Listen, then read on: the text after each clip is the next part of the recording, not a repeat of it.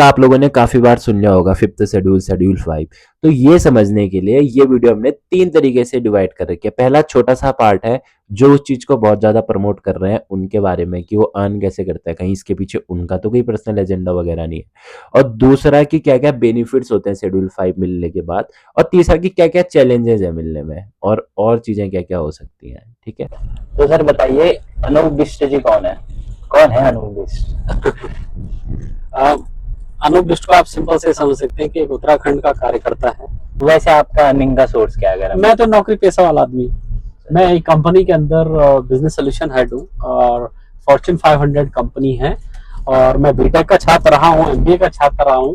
तो ये कहीं ऐसा तो नहीं है कि आप इसके जरिए कुछ अर्न करना चाह रहे हो? ऐसा कुछ है? अर्निंग का सोर्स क्या है, हम जब मीटिंगें करते हैं तो हम इतना ही बोलते हैं कि फलानी जगह मीटिंग होने वाली है, तो एक कार्यकर्ता जाता है 4-5 हजार रुपए में वो मीटिंग रूम बुक करा लेता है। अगर वो बड़ी मीटिंग है तो छोटी मीटिंग है हम रोड गली नुक्कड़ छत पे कहीं पे भी कर लेते, तो इसमें ज्यादा नहीं। हाँ, ये जरूर है कि जिस प्रकार से जंतर मंतर में ये भीड़ आई थी, उस भीड़ को लाने के लिए हमें बहुत सारी व्यवस्थाएं करनी पड़ी।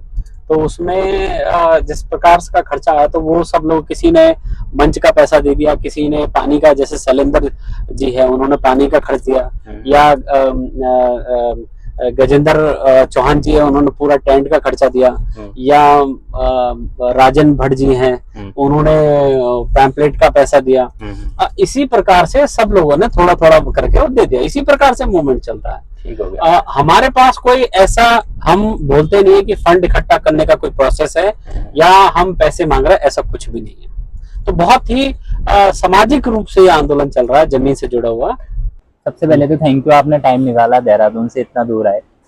तो सर ये बताइए कि अगर हमें फिफ्थ शेड्यूल मिल गया तो यानी पहले हमको ट्राइब घोषित करेंगे, उसके बाद हमको फिफ्थ शेड्यूल मिलेगा, जायज सी बात है। ठीक है, तो क्या क्या बेनिफिट्स होंगे बताइए एक बार आप। देखिए, सबसे पहले तो जब हम बात करते हैं कि बेनिफिट क्या होगा, तो आज के डेट में प्रॉब्लम्स क्या है, तो प्रॉब्लम्स देखेंगे तो संस्कृति हमारी खतरे में है। ठीक है। दूसरी बात करते हैं तो अगर हम बात कर रहे हैं कि पहाड़ी हमारे क्षेत्र है, उसमें बाहर के लोग कह लीजिए या वो लोग कह लीजिए जो उत्तराखंड से बिलोंग नहीं करते हैं, वो बहुत भारी मात्रा में बढ़ रहे हैं। तो इस पे अंकुश लग जाएगा। अच्छा, जैसे मैं एक युवा हूँ तो युवा के नजरिए से मैं क्वेश्चन पूछना चाहूंगा। रोजगार तो वो, जैसे रोजगार में समझा कि रोजगार मिलेगा, बट क्या मिलेगा? देखिए, रोजगार से क्या क्या मिलेगा मैं आपको बता देता हूँ। जब भी किसी क्षेत्र को और उसके अंदर की कम्युनिटी को ट्राइब घोषित कर दिया जाता है, तो मैं क्षेत्र बात करता हूँ, गढ़वाल के अंदर गढ़वाली रहते हैं, कुमाऊं के अंदर कुमाऊनी रहते हैं, दो समुदाय हैं। अगर ये पूरा क्षेत्र ट्राइब घोषित हो जाता है, फिफ्थ शेड्यूल के माध्यम से घोषित हो जाता है, तो बाय डिफॉल्ट ट्राइब इनको मिलेगा। अच्छा। रोजगार 7.5% डायरेक्टली सेंटर में रिजर्वेशन में आ जाएंगे, यानी कि हमारे बच्चे IAS IPS बनेंगे। दूसरी बात कर लेते हैं कि अगर सपोज करो कि जितना भी हमारे उत्तराखंड के अंदर संसाधन है, चाहे वो नदी से रेत निकालना, या बात कर लेते हैं जंगलों से बहुत कुछ चीज लेके आना, ये सारे के सारी चीजें जो है इस पे हमारा हक हो जाएगा। और ये कैसे मिलेगा? ये ग्राम पंचायत को एक पेसा एक्ट मिलता है, पेसा एक्ट 1996। उस पेसा एक्ट के अंदर युवा, उस ग्राम के युवा अप्लाई कर सकते हैं कि किस प्रकार से उनको लघु उद्योग के कारोबार के लाइसेंस इशू किए जाए। तो अगर हमारा बच्चा यहीं पे, अगर सपोज कीजिए कि इस जंगल से बहुत सारी जड़ी बूटियां कलेक्शन करने का वो है, या लीसू निकालने का है, या नदी से रेत, इसके कॉन्ट्रैक्ट उसको पेसा एक्ट के माध्यम से मिलेगा। तो कोई बाहर वाले को इसके कॉन्ट्रैक्ट नहीं? कोई नहीं। अच्छा, तो यही ये हिमाचल में, हाँ, ये हिमाचल में भी होता है, ये नॉर्थ ईस्ट में आप चले जाइए, बाहर के व्यक्ति को रोजगार नहीं है, इवन उनको परमिट लेने की जरूरत पड़ती है वहां घूमने के लिए। तो दूसरी, क्योंकि मैं यहीं पला बड़ा हूँ पहाड़ों में, तो दूसरी चीज जो मैंने देखी कि एजुकेशन, तो क्या उस पर भी कुछ हमें 100%? तो आप इसको ऐसे समझिए कि जब हम फिफ्थ शेड्यूल की मांग कर रहे हैं तो उसके अंदर ट्राइबल स्टेटस जो कि व्यक्ति विशेष पे लगता है, किसी समुदाय पे लगता है, गढ़वाली कुमाऊं पे, और फिफ्थ शेड्यूल जो होता है वो क्षेत्र पे लगता है। तो अब अगर आर्टिकल 342 पढ़ेंगे या 375 पढ़ेंगे, तो इसके अंदर आप नोटिस करेंगे कि जो लोग ट्राइब के अंदर आ जाते हैं उनको रोजगार में रिजर्वेशन, कॉलेजों के अंदर रिजर्वेशन, इवन भारत के कितने भी नेशनल लेवल के कॉलेजेस हैं या इंटरनेशनल लेवल के कॉलेजेस हैं, उसके अंदर फ्री ऑफ कॉस्ट की एजुकेशन। अच्छा, यानी उनको रिजर्वेशन मिलेगा एजुकेशन 100%। ठीक हो गया। अच्छा, ये तो फिर एजुकेशन की बात। अच्छा, जैसे हमारे यहाँ ना जो हॉस्पिटल है उनकी बड़ी भयावह स्थिति है, अगर आप देखेंगे डॉक्टर ने, तो क्या उस पर भी कुछ हमको वैसे मिलेगा? वो तो प्योर है। हाँ, उस पर कुछ नहीं हो पाया ना। नहीं, उसमें बहुत कुछ होगा। हाँ, आप लाहौल स्पीति जाइए जहाँ 5th शेड्यूल लागू है, तो अगर इस क्षेत्र में हॉस्पिटल चाहिए और जरूरत है, तो वो लोग क्या करते हैं कि ग्राम पंचायत के माध्यम से एक लेटर को तैयार करते हैं और उस लेटर को वो राज्यपाल के माध्यम से और मुख्यमंत्री के माध्यम से उसको भेज देते हैं। और वो लेटर जब राज्यपाल के पास जा रहा है तो उसके अंदर डायरेक्टली वो सेंटर में जा रहा है, तो राष्ट्रपति के पास जा रहा है। तो वहां पे क्योंकि ये जो हरारकी है, ट्राइबलों की जो हरारकी है, ये डायरेक्ट रिपोर्टिंग जो होती है राष्ट्रपति को होती है, और उसके बीच में इन ट्राइबल लोगों को मैनेज करने का जो तरीका होता है वो होता है पूरा का पूरा राज्यपाल के माध्यम से। इस बात को भी समझना पड़ेगा कि कोई भी नोटिफिकेशन अगर जारी होगी इन लोगों के लिए, तो वो राज्यपाल के माध्यम से होगी सर, मुख्यमंत्री के माध्यम से नहीं होगा। इस चीज तो हॉस्पिटल की बात कर लेते हैं। आप अगर एक्ट आर्टिकल 375 पढ़ेंगे तो उसके अंदर क्लियर मेंशन है कि इन इलाकों में या इन समुदायों को सेंटर से फंड एलोकेट होता है उनके विकास के लिए, तो हमें राज्य पर निर्भर होने की जरूरत ही नहीं है। अच्छा, मैं तो हॉस्पिटल वो बना के देंगे, ये है। अच्छा, एक जो बड़ा मुझे दुख लगता है कि उस चीज पे हम कुछ कर भी नहीं सकते हैं, जो पहाड़ों में आपदाएं आती हैं। क्योंकि मैं आपसे ये हो सकता है आपको थोड़ा ऑफ टॉपिक पूछ रहा हूँ, मैं इससे पूछ रहा हूँ क्योंकि हम काफी बार सुनते हैं कि 5th शेड्यूल हर चीज का सॉल्यूशन है, तो क्या इसका भी सॉल्यूशन है आपदाओं से रिलेटेड कुछ? आप नोटिस करेंगे कि ये जो प्रॉब्लम्स क्रिएट हुई है हिमाचल में भी हुई है, लेकिन आपने इतनी बड़ी समस्याएं लाहौल मनाली के बाद में देखा होगा कि कोई पहाड़ गिर गया या कुछ क्लाउड बस्ट होता है, इट्स ओके। लेकिन मेजर जो होता है वो पूरा पहाड़ नीचे आ जाना, तो वो तो जाहिर सी बात है कि हम पहाड़ को काट रहे हैं। अब इसको रोक कैसे होता है? देखिए, सरकार रोड बनाती है, उसकी नीतियां होती है। कई हद तक तो मैंने ये भी पढ़ा है कि कोई भी पहाड़ अगर रोड बनाया जाता है तो उस रोड को 90-60 डिग्री तक काटा जाता है उसके साइड के, ताकि वो गिरे ना। यहाँ पे लोग 90 डिग्री में उसको रखते हैं, और उसके बाद होता क्या है, जब बरसात आती है तो इस साल गिरता है, फिर अगले साल गिरता है, 4-5 साल तक वो गिरता रहता है, लेकिन उसको स्टेबिलिटी आने में 5-7 साल लग जाते हैं। तो अब आप माइनिंग करोगे तो माइनिंग की परमिशन कौन देता है? अभी तो ये एरिया उत्तराखंड का जो इलाका है ये तो किसी कानून के अंदर है ही नहीं, तो कोई भी सरकार आएगी वो ये बोलेगी कि हमें यहाँ खुदाई करनी है, यहाँ से ट्रेन निकालनी है, यहाँ से वो निकालना है। तो जब आपकी ग्राम सभा को पैसा एक्ट है ही नहीं, आपकी ग्राम क्षेत्र ट्राइब के अंदर आता ही नहीं है, तो आपसे क्यों पूछेंगे? और भारत के संविधान में 5वीं 6वीं अनुसूची बनाई ही पहाड़ियों के लिए। ये तो लोगों ने बोल कि हम तो कुछ और जात के हैं, ऐसा कुछ भी नहीं है। तो कैसे रोकथाम मिलती है? आप अगर 5th शेड्यूल का डॉक्यूमेंट उठा के देखेंगे, उसके अंदर एक समानता रिपोर्ट है। 1973 में आंध्र प्रदेश के अंदर जहां पे 5th शेड्यूल लागू है, वहां पे लोगों ने खनन का काम करना स्टार्ट कर दिया था, लेकिन वहां के कुछ बुद्धिजीवी उठे और उन्होंने सुप्रीम कोर्ट में गुहार लगाई, और डायरेक्टली क्या हुआ, सुप्रीम कोर्ट ने बोला कि स्टॉप ऑल माइनिंग्स, और उन्होंने सरकार के ऊपर एक्शन लेना स्टार्ट कर दिया। सरकार ने अगले दिन नोटिफिकेशन निकाली कि सारी माइनिंग है सारे बंद कर दो। तो जरूरत क्या है? जरूरत हमें उतनी चाहिए जितनी हमें सुविधाएं चाहिए। अब ये इसका मतलब तो ये नहीं कि वहां जाके बड़े बड़े रिजॉर्ट बना दो, फिर भाई रोडे डाल दो, पहाड़ को ड्रिल से ना करके ब्लास्ट करके उसको करो, तो ये तो होना ही है। तो 5th शेड्यूल ही एक मात्र रास्ता है जो ये कहता है कि अगर आपको रोड निकालनी है तो ग्राम सभा के से ही परमिशन लोगे, not supreme court, not from संसद। वो डायरेक्टली आएंगे ग्राम सभा के पास। ऐसा लाहौल स्पीति में भी होता है, वो ग्राम सभा से एनओसी लेंगे एंड देन फाइनली वो एनओसी ग्राम सभा तभी देगा जब उनको इम्पैक्ट नहीं पड़ता, और तब जाके वो वहां पे कर सकते हैं। तो जब पावर अपने हाथ में आ जाएगी निर्णय लेने की, तो हमारे क्षेत्र को कोई नुकसान नहीं, मतलब हम उस चीज का डिसीजन लेंगे। हाँ बिल्कुल, ठीक है। अच्छा, एक चीज मैं बिल्कुल शेड्यूल 5 से हटके पूछना चाह रहा हूँ, क्योंकि आप इतनी सारी बातें हमारे राज्य के विकास के लिए हम कर रहे हैं। जैसे एक मैं हमारा भी बहुत बड़ा योगदान देखता हूँ कि हम कहीं पर भी शहर बसाते हैं या जगह बसाते हैं तो उसकी बिना पुष्टि करे बसाते हैं। जैसे अभी उत्तरकाशी में आपदा ही है, तो मुझे लगता है अगर ऐसे ही चलता रहा तो 30 साल बाद हम देखेंगे कि वहां दोबारा सब लोग बस जाएंगे, खेती स्टार्ट होगी, ऐसे ही घर होंगे। हाँ, ऐसे यानी चलेगा। हम लोग भी थोड़ा कम अवेयर होकर चीजों को बनाते हैं, पहला चीज तो मुझे ही लगती है।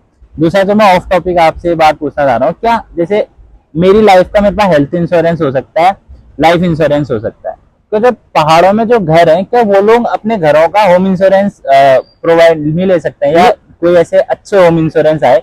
जैसे अभी जितना मैंने रिसर्च करा उसमें होम इंश्योरेंस तो है, बट अगर कुछ घरों को कुछ ना हो तो उनका पैसा उनको नहीं मिलेगा। इस बात को समझना पड़ेगा। अभी मैंने एक देश में देखा, जैसे SBI लाइफ इंश्योरेंस ऐसे है ना कि अगर हमें कुछ हो गया तो पैसा मिलेगा, नहीं होगा तो भी पैसा मिलेगा, और मुझे लगता है दोनों का फायदा है क्योंकि बैंकों का भी और हमारा भी। पर इसके ऊपर कोई बात नहीं मैं करता। थोड़ा सा इस पे थोड़ा सा डिसएग्री इसलिए करता हूँ कि हमारे पहाड़ में मनरेगा की स्कीम चल रही है, जिसमें 2 रुपए किलो का गेहूं, 3 रुपए किलो का चावल बिक रहा है। और फिर हम ये बात करेंगे उनसे कि भाई इंश्योरेंस करो। और दूसरा, पहाड़ में रहने वाला व्यक्ति डरता ही नहीं, वो कहेगा हमारे इष्ट देवता हमारा ख्याल रखेंगे, देखा जाएगा जो होगा। तो अगर कोई ये बोलता भी है कि इंश्योरेंस से घरों का बचाव होगा या उनको इंश्योरेंस मिलेगा, मुझे लगता नहीं है कि कंपनियां भी पहाड़ में आके बोलेंगे कि तुम्हारे घर को हम इंश्योरेंस करते हैं। मेरा ये है कि ये चीज करी जा सकती है क्योंकि इसकी अगर लोगों का अवेयर करके करा जाए। पर बहरहाल हमारा ये टॉपिक नहीं है। हाँ, मेरे कहने का मतलब है कि अगर हमारे पूर्वज जो लोग होते थे वो कभी भी गधेरों में नहीं बसते थे जी। आपने कभी नहीं देखा होगा कि हम गधेरों में बस रहे हैं। हमारे गधेरों में शेरा होते थे, हम वहाँ चावल और लहसुन प्याज ये उगाने जाते थे और कुछ नहीं करते थे।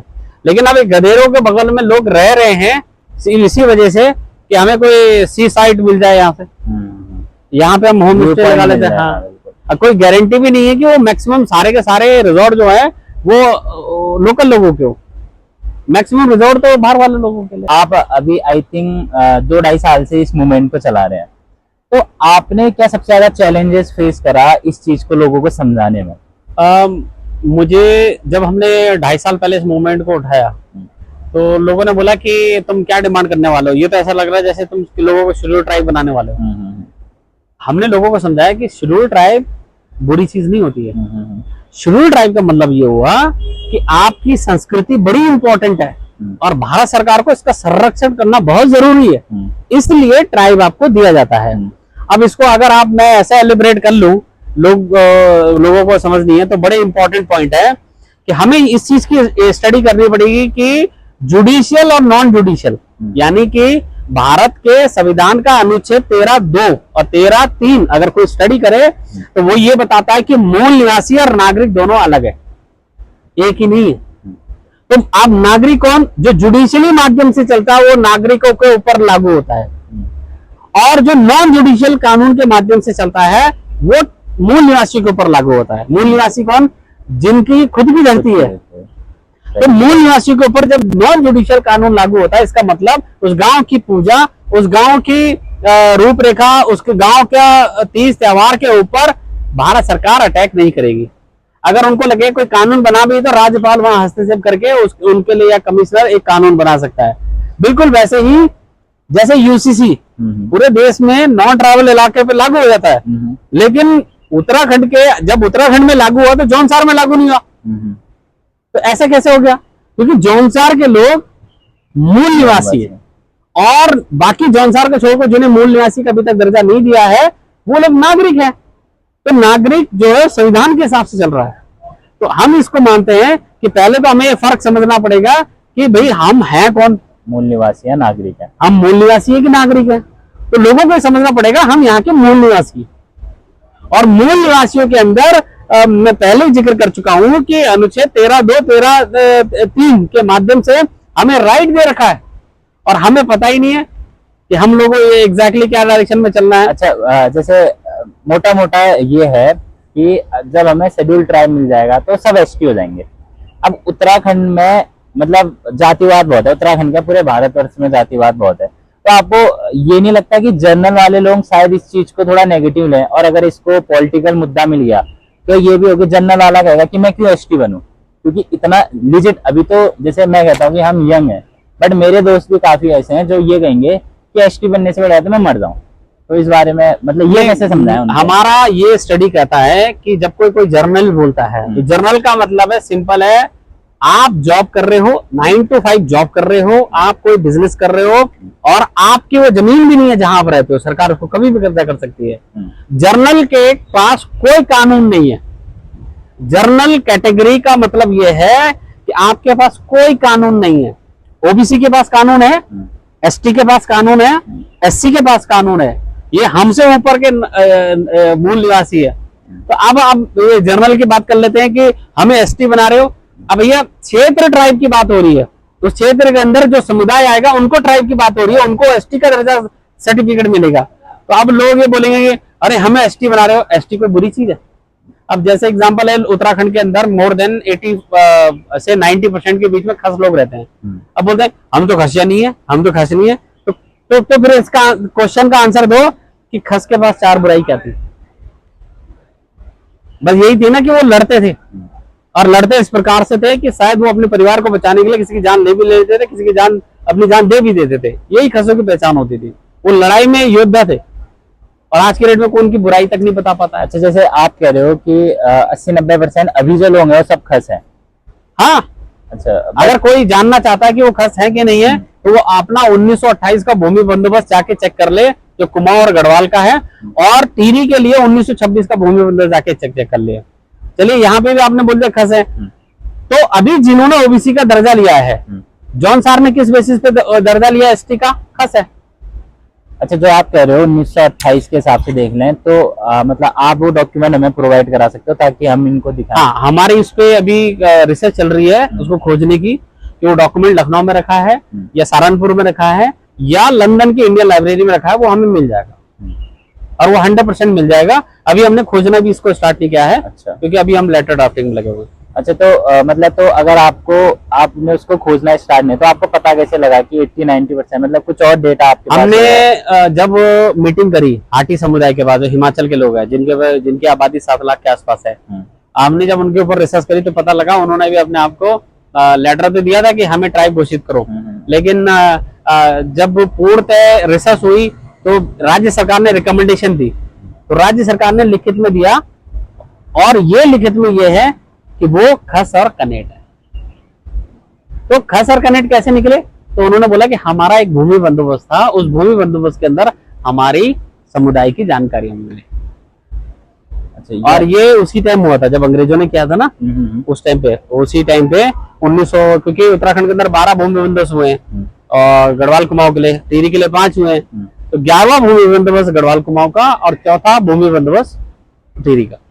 अच्छा, यानी 70-80% अगर सब खस है तो फिर तो ठीक है, फिर तो अगर प्रूफ कर देंगे तो फिर ट्राइब मिलेगा, उसके बाद हमें वो मिलेगा। और एसटी होना है, ऐसे कोई एसटी या एससी या कोई भी जाति का होना, मुझे तो नहीं लगता कहीं से छोटा साबित करता है। यानी आप बस एक ट्राइब है क्योंकि आप वैसे वातावरण में रहते हैं, आपके अलग रीति रिवाज है, ये सारी चीजें। अब हमें कोई पूछे कि तुम ट्राइबल कैसे हो, तो हम तो सिंपल से उसको कहते हैं कि ये बताओ जरा कि आपके देवी देवता कौन है? तो कहते हैं कि हमारे तो इस देवता है। तो आप गडेला लगाते हो, आप मंडान लगाते हो, आप भूमिया देवता की पूजा करते हो, आप इस देवता की पूजा करते हो। हाँ, ये सब करते हैं हम लोग। पद्धति क्या है? पद्धति बिल्कुल अलग है, और जिनकी पद्धति हमसे मेल खाती है उनको ट्राइब मिल गया। अच्छा, यानी कि हिमाचल के लाहौल स्पीति को मिल गया है, हाटी समुदाय के 7 लाख लोगों को मिल गया है, नॉर्थ ईस्ट के 7 सिस्टर को मिल चुका है। अब मैं बार बार यही बोलता हूँ लोगों से, तो भूमि कौन, आप इसको ऐसे समझे कि कोई भी व्यक्ति अगर भूमि खरीदना चाहे तो कहाँ खरीदेगा? कहीं नहीं खरीद सकता सिवाय उत्तराखंड। तो उत्तराखंड को एक प्रोटेक्शन लेयर चाहिए। बड़ी इंपॉर्टेंट बात आज मैं आपके सामने रखता हूँ। सोनम वांगचुक जी कहते हैं कि लद्दाख के अंदर जो ग्लेशियर है वो पिघल रहे हैं, और उन ग्लेशियरों को पिघलने की स्पीड इतनी ज्यादा हो रखी है कि हमें आने वाले टाइम में पानी नहीं मिलेगा। ठीक है जी। अब आप इस बात को समझिए कि हिमाचल से सारी नदियां निकलती है, वो नदियां सीधा के सीधा पाकिस्तान चली जाती है। लद्दाख से जो नदियां निकलती है वो नदियां इंडस के रूप धारण करके पाकिस्तान चली जाती है। आपका नॉर्थ ईस्ट में जो नदियां निकलती हैं वो उधर की सेवा करते हैं ब्रह्मपुत्र के लिए, लेकिन उत्तराखंड एक मात्र राज्य है जिससे सारी नदियां निकलती हैं, जो मोर देन 35 से लेकर 40% की भारत की जनता के खेतों को प्लस उनकी प्यास को बुझाता है, और वो गंगा का रूप लेती है, राम गंगा बनती है, यमुना बनती है और पूरे देश को आती है।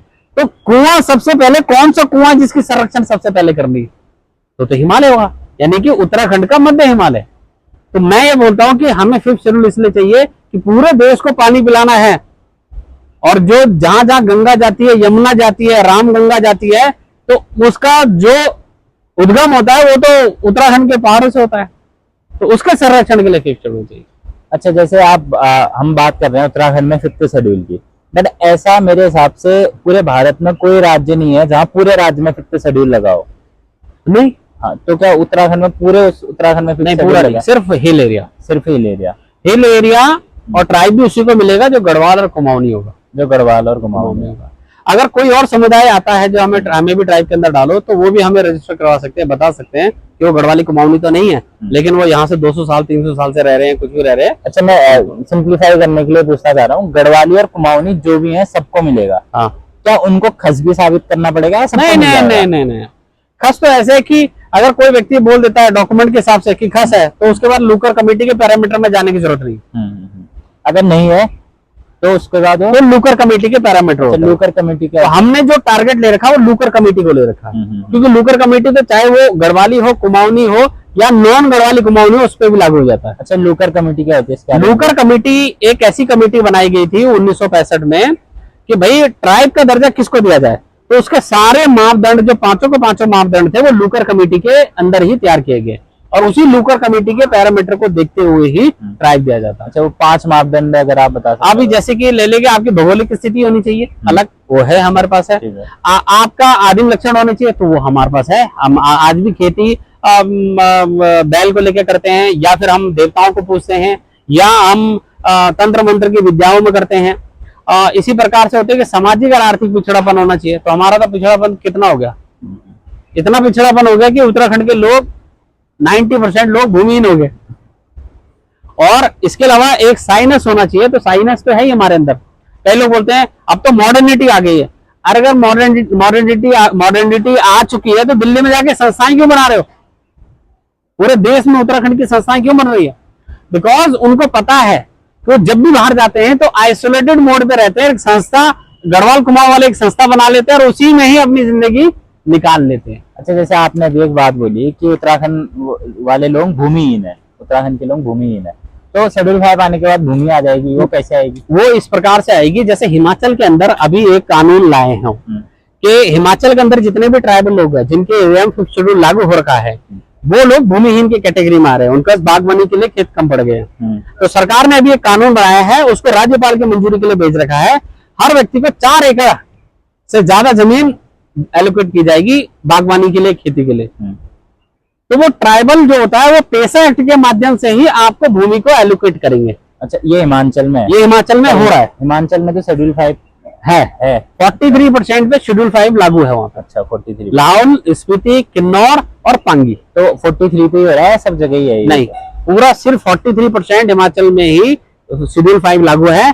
बाकी जहां लागू नहीं है, अतिक्रमण वहीं हो रहा है। अच्छा, नहीं, वो तो मैं समझ गया। मेरा कहने का मतलब है, जो सरकार उनको 2 एकड़ जमीन दे रही है, वो सिर्फ शेड्यूल एरिया बस। अच्छा, तो हमको जमीन मिलेगी, और फिर उसका कॉन्सेप्ट ही होगा, उसको हम बेच नहीं सकते? नहीं, बेच नहीं सकते हो, बागवानी के लिए आपको मिलेगी, और बहुत ज्यादा होती है। 40 बीघा 50 बीघा जमीन आपको मिल रही है। तो 4 नाली पहाड़ों में। अब अगर आप नोटिस करोगे तो पहले भी तो हम ऐसा होता था कि गांव के बीच में एक लंबी सी पहाड़ के अंदर एक पत्थर की एक लंबी दीवार होती थी। वो इसलिए होती थी कि ये गांव का, ये जंगल इस गांव का है और वो जंगल इस गांव का है। वो 1972 से पहले एक कानून होता था, फॉरेस्ट एक्ट। जब वो 1927 लाया गया, तो वहां का फॉरेस्ट कानून वहां पे लागू कर दिया गया। अच्छा, वैसे शेड्यूल 5 जितना मैं इसकी खूबियां समझता जा रहा हूँ, तो ऑलमोस्ट सारी चीजों का हल है ही बस। बट आपके नजरिए से क्या लगता है कि कब तक हमको मिल पाएगा? एक आपने सोच, देखिए, लेटर हमारा 75% रेडी हो चुका है, 100% रेडी कुछ ही हफ्तों में हो जाएगा। उसको जमा कर देंगे। भारत सरकार पहली बार इस बात को चौंक जाएगी कि ये बहुत है, लेकिन इस बात को समझना पड़ेगा कि सबसे पहला लेटर राज्य सरकार को जाएगा, राज्य सरकार के बाद जमा होगा, राज्य सरकार इसको रिकमेंडेशन लेटर करेगी। जैसे कि बिल्कुल हिमाचल के लिए उन्होंने रिकमेंडेशन लेटर बनाया था जब आरटी को मिला था, राज्यसभा ने, राज्य सरकार ने। तो राज्य सरकार जब रिकमेंडेशन लेटर तैयार करेगी तो वो सेंटर को जाएगा। तो कई लोग ऐसे बोलते हैं ना ग्राउंड में कि नहीं, सेंटर का मुद्दा नहीं, ये सबसे पहले स्टेट का मुद्दा है, स्टेट इसको रिकमेंड करेगी, फिर ये जाएगा आगे, स्टेट से रिकमेंड होके आगे जाएगा। तो इसमें लोगों की क्या भूमिका हो सकती है? जैसे मुझे तो ऐसा लगता है कि लोगों की ये भूमिका होनी चाहिए जो अभी तक हम समझे। सबसे पहले तो वो अपने देवताओं को पूजना, हर बड़े ही हर्षो मोहल्ला से अपने देवता की पूजा करें। दूसरा, वो अपने कल्चर को पकड़े जो उन्होंने छोड़ा है, उसको वापस पकड़े। तीसरा, वो सरकार से इस बात का दावा रखे कि पहाड़ों में बड़ी बड़ी कंपनियां नहीं खुल सकती। पहाड़ों में एक ऐसा संसाधन होना चाहिए, जैसे मैं बोला कि जंगल से रेत निकालना, ये सारे संसाधनों पे पहाड़ियों का हक होना चाहिए, तो ही वो घर वापस जाएंगे। तो रिवर्स माइग्रेशन भी इस शेड्यूल से होता है। तो ये कहने का हमारा ये माइग्रेशन कैसे होगा, मतलब कि पलायन कम होना, मतलब वो तो ऐसा होता है कि सपोज करो कि आज ये पूरा इलाका फिफ्थ शेड्यूल के अंदर आ गया, तो आज की पॉपुलेशन 40-50 लाख लोग होंगे पहाड़ के अंदर, तो उनको मिलेगा। लेकिन जो दिल्ली में बैठा हुआ व्यक्ति है, जो जनरल कैटेगरी में बैठा है, वो तो बोलेगा मैं तो इस देश का मूल निवासी हूँ। तो मूल निवासी बड़ा है और नागरिक छोटा है एक तरह से। तो नागरिक और मूल निवासी में फर्क है। तो मूल निवासी पहले बनने के लिए उत्तराखंड आएगा, अपना आधार कार्ड, वोटर कार्ड, ये सब यही सब कराएगा। बट वो रहेगा नहीं ना, वो तो खाली बनाएगा। इसको ऐसा समझे कि जो व्यक्ति एक है, अगर इतना सारा रोजगार जंगलों से मिलेगा, नदियों से मिलेगा, छोटे छोटे टेंडर मिलेंगे, रिजर्वेशन में आएगा, तो वो व्यक्ति सबसे पहले जैसे जैसे वो उसका पहले तो ऑन पेपर कंप्लीटली आएगा, 100% आएगा, और फिर वो धीरे धीरे रोजगार मिलने के माध्यम से वापस रिवर्स माइग्रेशन। अच्छा, जैसे आप एक कुछ पी से नाम बता रहे हैं, कुछ एक्ट ग्राम पंचायतों के लिए, ऐसे कुछ आपने बताया। पेसा एक्ट 1996, यही है सबसे बड़ी आत्मा ऑफ द फिफ्थ शेड्यूल। तो फिर अगर पैसा फिफ्थ शेड्यूल लगेगा तो पैसा एक्ट आएगा, यानी हमारे ग्राम पंचायत, ग्राम प्रधान और जिला पंचायत, इन लोगों के पास भी तो पावर बढ़ेगी। फिर उसमें एक चीज हो जाएगा कि पावर नहीं, ये तो आप ये समझे कि इतनी पावर आ जाएगी इन लोगों के पास, क्योंकि पावर कहां से आती है? फंड, और 80% फंड तो सेंटर से आएगा। फिर तो पैसा एक्ट जहां लग जाता है, सबसे पहले क्या होता है, उस ग्राम पंचायत के अंदर 20 लोगों का चयन हो जाता है। तो उस ग्राम पंचायत में, ग्राम सभा में 20 लोग आ गए। अब 20 के 20 लोग तो करप्ट नहीं हो सकते ना। अभी की सिचुएशन ये है कि बुराड़ी से, दिल्ली से लोग बस भर भर के लाते हैं और वोट डलवा के चले जाते हैं। ठीक है। उस टाइम ऐसे नहीं चलेगा। उस टाइम एक ग्राम सभा होगी, वो ग्राम सभा के 20 मेंबर होंगे, फंड कितना आ रहा है उसका सारा व्याख्या सामने रखा जाएगा। तो ये एक नारा है हमारा कि दिल्ली देहरादून में हमारी सरकार, लेकिन हमारे गांव में हम ही सरकार, यानी पंचायती उस टाइप की सरकार चलेगी। अच्छा, अगर वो मिस यूज करने लगे बाई चांस, क्योंकि अधिकतर ऐसा होता है जिसके आप पावर आती है वो मिस यूज करता है, तो फिर उसके लिए हमारे पास क्या अधिकार? उसके लिए जो 20 लोग हैं वो मॉनिटरिंग है ना पूरी। अच्छा, 20 के 20 लोग करप्ट नहीं हो सकते। अभी तो एक ही प्रधान बन रहा है, तो वो तो कल प्रधान बना और अब परसों वो बीजेपी में, कांग्रेस में शामिल हो गया और रात को डांस कर रहे हैं। अच्छा, प्रधान एक नहीं बनेगा, कुछ 20 लोग बनेंगे। प्रधान तो एक ही रहेगा, और लेकिन 20 लोगों की कमेटी होगी। अच्छा, कमेटी 20 लोगों की, वो 20 लोगों का चयन होगा। अच्छा, फिर तो ठीक। तो उसमें सदस्य होंगे, उसके अंदर इवन उसके अंदर आप चाहो तो वहां के एसडीएम को भी इन्वॉल्व कर सकते हो, कभी मीटिंग हो, या क्योंकि फिर एसडीएम का काम भी घट जाता है, क्योंकि जिम्मेदारी फिर डिसेंट्रलाइजेशन हो जाती है। तो ये तो हमारे पास पहले से था। बस फर्क इतना है कि आज की डेट में उत्तराखंडी लोगों को लावारिस की तरह छोड़ दिया है, और वो लोग अपना सिर्फ खाने कमाने के लिए जिंदा हैं कि थोड़ा सा कमाएं, थोड़ा खाएं और यही पहाड़ में हो जाए। तो जब तक उत्तराखंड के पहाड़ों में मनरेगा की स्कीम चल रही है, तो समझ लो विकास नहीं है। अच्छा, ये बताइए, कई सारे ट्राइब तो पूरे भारत में एग्जिस्ट करते हैं, तो क्या उनका बहुत विकास हो चुका है? 100% हो गया। आप सिक्किम में जाइए, एक व्यक्ति ने मुझसे पूछा था कि झारखंड में वहां प्रॉब्लम है, वहां प्रॉब्लम, वहां प्रॉब्लम। देखिए, सिंपल सी बात है, फिफ्थ शेड्यूल का लाभ आपको तब मिल सकता है जब आप अपनी एजुकेशन को ऊपर की तरफ लेके आएंगे। कोई व्यक्ति पढ़ेगा ही नहीं और बोलेगा कि मुझे रिजर्वेशन चाहिए, कहां से मिलेगा? तो आप इसको ऐसे समझिए कि जैसे कि सिक्किम है, पूरा ट्राइबल इलाका है, तो वहां पे प्रति व्यक्ति आय कितनी है? 6.25 लाख। अब तो 8 लाख हो गई है। आप हिमाचल के लाहौल स्पीति में चले जाइए, हिमाचल की सबसे ज्यादा प्रति व्यक्ति आय सोलन के बाद, क्योंकि सोलन एक इंडस्ट्रियल एरिया, उसके बाद किन्नौर, लाहौल स्पीति और पांगी की है, इनकी है प्रति व्यक्ति आय। आप उत्तराखंड में चले जाइए तो भोटिया समुदाय जहां रहते हैं, या जौनसा समुदाय, इनकी प्रति व्यक्ति आय सबके ज्यादा है हरिद्वार के बाद। अच्छा, ये बताइए, शेड्यूल 5 क्या कास्टिज्म को खत्म कर पाएगा? 100% खत्म कर देगा कास्टिज्म को। देखिए, मैं ऐसे समझता हूँ कि जब एक पहाड़ में रहने वाला व्यक्ति पहाड़ी हो जाएगा या ट्राइबल बन जाता है, तो जो वहां का जो शेड्यूल कास्ट है उसको एक प्रावधान भी आ जाता है कि वो एसटी का भी सर्टिफिकेट बना सकता है। ठीक है, उसके बाद आ जाता है, मतलब यानी सब एसटी का बनाएंगे तो आ जाएंगे। कास्टिज्म आपके हिसाब से खत्म हो जाएगा। इट टेक्स, हाँ, जिसको बनने में 4 साल 500 साल लगे हैं लोगों में आपस में बने, उसको टाइम लगेगा।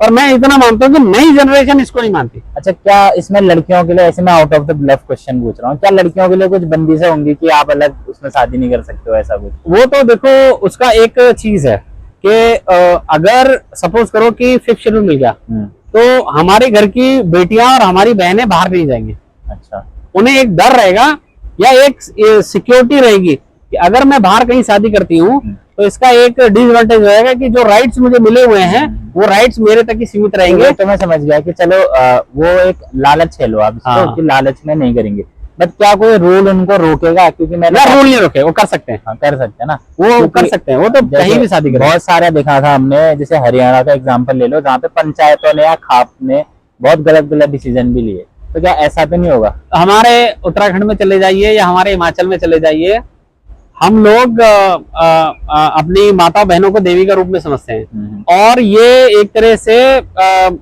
लेडीज प्रधान राज्य है, यानी कि महिला राज्य है ये। इसमें महिलाओं की ज्यादा भागीदारी रहती है बजाय और स्टेट में जाओगे तो शायद महिलाओं को इतने राइट्स नहीं मिलते जितना उत्तराखंड के पहाड़ों में या हिमाचल के पहाड़ों में मिलता है, तो वो तो पॉसिबल ही नहीं है। तो एक बात बताइए कि लोग एकजुट कैसे होंगे या संसद में इसकी बात कैसे होगी, क्योंकि ये पारित तो वहीं से होगा। आप इस बात को ऐसे समझ सकते हैं कि जब ये लेटर राज्य सरकार को दिया जाएगा और ट्राइबल मिनिस्ट्री को दिया जाएगा तो साथ में ये हमारे 8 एमपी को भी दिया जाएगा कि वो इस आवाज को संसद के अंदर उठाएं और उनको एक लिपि भी दी जाएगी पूरी कि हम लोग किस प्रकार से ट्राइबल हैं, हमें ट्राइब का दर्जा क्यों चाहिए, हमारे क्षेत्र में 5th शेड्यूल क्यों लागू नहीं, पूरा डेटा उनको दिया जाएगा। उनकी जिम्मेदारी है कि संसद के अंदर वो उत्तराखंड की जनता की आवाज उठाए।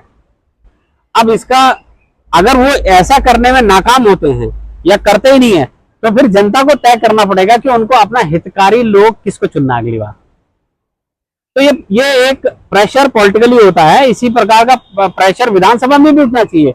तो सारे विधानसभा के एमएलए को लेटर दिया जाएगा, सेम लेटर दिया जाएगा। या अगर हम बात कर लेते हैं कि जनता में कैसे आएगा, तो जनता को तो ये पता होना चाहिए कि जब सारी मर्जों की, जैसे हमने जंतर मंतर में भरा तो जंतर मंतर में खचाखच भर गया और मुद्दा नया। और दिल्ली में उस जंतर मंतर में हमारे पुराने साथी होते थे, विनोद बचेती जी, वो कहते थे 200 से ज्यादा लोग नहीं आते उत्तराखंड के। और एक और साथी होते थे हमारे चारू तिवारी जी, अरे ये तो थके हुए लोग हैं, वो नहीं, इनको मत यूज करो, नई ऊर्जा लो आप, मुश्किल है। तो देखो फिर भी 5th शेड्यूल का मुद्दा इतना लोगों को आया कि ये तो हमारा घर वापसी का मुद्दा है और फाइनली वो लोग जंतर मंतर को उन्होंने भरा। ये है, यानी जन आंदोलन कैसे, जन आंदोलन है पूरा, इसका एक सॉल्यूशन होगा। एक्साइटेड है। भू कानून इसी से मिलेगा, मूल निवास का दर्जा इसी से मिलेगा, हॉस्पिटलों के अगर बनवाना तो इसी से मिलेगा, रोजगार इसी से मिलेगा, महिला को एसटी एक्ट इसी से मिलेगा, पेशा एक्ट ग्राम पंचायत को मजबूत करने का इसी से मिलेगा। अरे जो संविधान के अंदर 5वीं और 6वीं अनुसूची बना रखी है हम पहाड़ियों के लिए, तो वो मांगो। हम रोज रोज नए आंदोलन कर रहे हैं, इसका कभी वो कहते हैं कि इस रात की कभी सुबह नहीं होने वाली है। ठीक है, यानी सारी चीजों का सॉल्यूशन ये हो गया। और शेड्यूल 5 तब मिलेगा जब हम ट्राइब घोषित करेंगे। ट्राइब घोषित करने के लिए हमको भूमिगत बंदोबस्त, आपने बताया, भूमि बंदोबस्त और लूकर कमेटी के माध्यम से और हम सारे मापदंड पूर्ण रूप से फॉलो करते हैं। लूकर कमेटी और वो, और अदरवाइज आप एक शॉर्टकट खस का भी दिखा सकते हैं। खस का तो इसलिए है कि एक इंदिरा गांधी की रिपोर्ट में ये कहा गया कि हम पहले से ही उनको ट्राइब मान रहे हैं। जो बोडो हो गया और भी जातियां थी उसमें खस भी थी, खासी भी थी और खस भी थी, तो खस को पहले से ही ट्राइब मान रखा उन्होंने। अच्छा, ये है। तो इसका कोई आपके पास, जैसे काफी लोग खस थे, आप कल मुझे डॉक्यूमेंट दिखा रहे थे, तो वो क्या नाम था उन डॉक्यूमेंट का जहाँ पर लिखा था खस वगैरह ये सब? वो एक इंदिरा गांधी की रिपोर्ट थी, ये आप स्क्रीन पे इसको चला सकते हैं। इसके अंदर क्लियरली मेंशन था इस रिपोर्ट के अंदर, जो एक यूनिवर्सिटी के अंदर सबमिट भी की गई थी इसके ऊपर कि जो खस है वो प्योर ट्राइब। और इवन अगर आप ये डॉक्यूमेंट भी देखेंगे, इस डॉक्यूमेंट के अंदर क्लियर मेंशन है कि जो उत्तराखंड के ठाकुर हैं, जो बोलते हैं, जैसे मैं अभी हमारे पास बहुत सारे डॉक्यूमेंट पर एक डॉक्यूमेंट मैं आपके सामने रखता हूँ कि रावत, नेगी, बिष्ट और भंडारी, ये टाइटल है। और इन टाइटलों के अंदर अलग अलग काम होते हैं। जैसे कि रावत का काम क्या होता था और बिष्ट का काम क्या होता था, वो लैंड को मैनेज करते थे राजा के काल के शासन में। और नेगी का काम क्या होता था कि वो प्रशासनिक व्यवस्था देखते थे। और भंडारी का काम क्या होता था, युद्ध में जाते थे। तो इसी टाइप का ये जब वॉल्टर ने डॉक्यूमेंट लिखा 1910 में, तो इसके अंदर क्लियर मेंशन है कि रावत, नेगी, बिष्ट ये प्योर खसस है, ये लिखा है उसमें, क्लियर है। ये आप स्क्रीन पे भी चला सकते हाँ हो। ठीक है। औरों का भी लिखा है, जैसे बहुत सारे, बहुत सबका लिखा हुआ है और सारे डॉक्यूमेंट लिखा है। ये तो मैंने वगैरह जिनकी आबादी मोर देन 40% होगी, रावत, नेगी, बिष्ट। हाँ, इनकी तो रील में भी काफी वीडियो आता है रावत नेगी ये चलती है। तो वही मैं कह रहा हूँ कि ये प्योर खस है। ये मैं नहीं कहता, ये ब्रिटिश काल के डॉक्यूमेंट कहते हैं, हमारे खुद यशवंत सिंह कटौत जी कहते हैं, हमारे यहाँ के सारे दस्तावेज कहते हैं। तो आप अपनी संस्कृति को छोड़ के दूसरे की संस्कृति को अपना रहे हो और दूसरी संस्कृति वाले लोग कह रहे हैं कि मराठी बोलो। नहीं, वो तो फिर अलग मुद्दा है। तो ये है थोड़ा ऑन रिकॉर्ड का। जैसे मेरे काफी कम फॉलोवर हैं, उसके बावजूद भी मैंने अभी जैसे स्टार्ट किया, आपने मुझे क्यों चूज किया? मेरी तारीफ करेंगे? नहीं जरूर है। नहीं बाद में अलग से चलाऊंगा ना मैं, ऐसा नहीं, करके। नहीं आपका बहुत बहुत सहयोग, जो आपने मतलब इतना बड़ा मुद्दे को अपने चैनल में स्पेस दिया, इस बात को रखा, और जिस हिसाब से आप प्रेजेंट करते हो, चाहे बॉडी लैंग्वेज हो, चाहे आपकी वे ऑफ टॉकिंग हो, तो मुद्दे को रखने का बहुत अच्छा तरीका है। हमारी तो वेल विशर आपके साथ है और हम आपको सपोर्ट भी करते हैं और आगे भी एक दूसरे का सपोर्ट करते रहेंगे उत्तराखंड के आंदोलन में। मैसेज कुछ आप देना चाहोगे लोगों को कि हम तो क्या करें? एक ही है कि 5th शेड्यूल के लिए एक जनसभा हल्द्वानी में रखी है 21 सितंबर 12 बजे MB इंटर कॉलेज ग्राउंड में रखी हुई है। आप कैसे आएंगे देखिए, लेकिन इतना जरूर है कि अपने इष्ट देवताओं को याद करते हुए, अपने इष्ट देवताओं के भरोसे, अपने इष्ट देवताओं के सम्मान में उस जनसभा को, या आप ऐसे समझिए कि जितने भी मंदिरों पे ताले लगे हुए हैं उत्तराखंड के, जो हमारे पूर्वजों के द्वारा बनाए गए मंदिर है, उनके ताले खुलवाने का एकमात्र रास्ता है 5th शेड्यूल। तो आप इस रैली में जरूर सम्मिलित हुई। धन्यवाद। ठीक है सर, धन्यवाद बहुत बहुत। हम बच गए, बंदर पूरा वो कर रहा है क्या इधर गिरा दिया, उधर गिरा दिया, ऊपर है, हमारे कैमरे को कुछ नहीं गया इसने। अच्छा, ठीक है सर। और I hope you like this video. Bye. Signing off. Thank you.